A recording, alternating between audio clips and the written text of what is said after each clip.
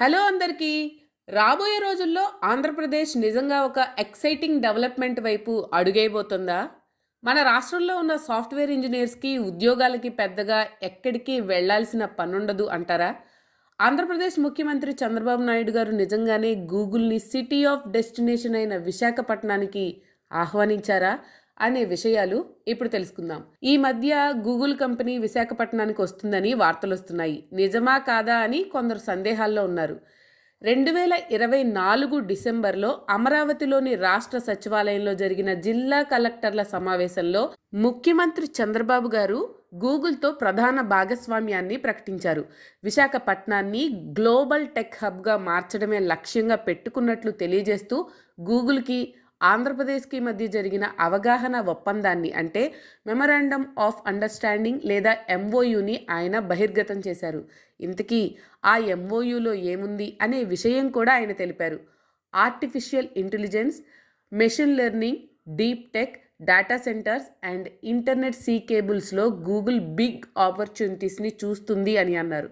Data centre రాగలిగి అదే మరి artificial intelligence, machine learning, deep tech ఇవన్నీ కానీ ఉపయోగించగలిగితే ఇది గ్లోబల్కే ప్రపంచానికి ఒక సర్వీస్ హబ్ కింద తయారవుతుంది.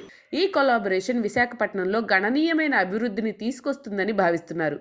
గూగుల్ ఎగ్జిక్యూటివ్లు విశాఖపట్నంలో ప్రత్యక్ష సర్వే నిర్వహించారని, ఆ సిటీ స్ట్రాటజిక్ లొకేషన్కి ఇంప్రెస్ అయ్యారని, ఈ పార్ట్నర్షిప్ విశాఖకు ఒక గేమ్ చేంజర్గా మారుతుంది అని ఆయన నొక్కి చెప్పారు. అయితే ఇది నిజంగా జరుగుతుందా అంటే సమాధానం అవును. ఎంఓయూ ఒప్పందంపై సంతకం చేసినట్లు మల్టిపుల్ సోర్సెస్ కన్ఫర్మ్ చేస్తున్నాయి. గూగుల్ వాస్తవానికి విశాఖపట్నంలో పెట్టుబడి పెట్టాలని ప్లాన్ చేస్తుంది. ఇది కేవలం పుకారు కాదు, ఒక కన్ఫర్మ్డ్ డెవలప్మెంట్ అనుకోవచ్చు. అంతకుముందు నాయుడు వైస్ ప్రెసిడెంట్ బికాష్ కోలే నేతృత్వంలోని గూగుల్ ప్రతినిధి బృందంతో సమావేశమై కొలాబరేషన్ యొక్క పొటెన్షియల్ ఏరియాస్ గురించి డిస్కస్ చేశారు. ఈ భాగస్వామ్యం ఆంధ్రప్రదేశ్ను బలోపేతం చేస్తుందని, దాంతోపాటు అనేక ఉపాధి అవకాశాలను సృష్టిస్తుందని ముఖ్యమంత్రి విశ్వాసాన్ని వ్యక్తం చేశారు. కన్ఫర్మ్గా విశాఖపట్నానికి గూగుల్ ఆహ్వానం మరియు రాక వాస్తవమే. ఈ భాగస్వామ్యం ఈ ప్రాంతానికి ట్రాన్స్ఫర్మేటివ్ డెవలప్మెంట్ని అంటే పరివర్తనాత్మక అభివృద్ధిని తీసుకురావడానికి సిద్ధంగా ఉంది. ఇది గ్లోబల్ టెక్ హబ్గా తప్పకుండా మారుతుంది. ఇక మన యూత్కి పండగే మరి.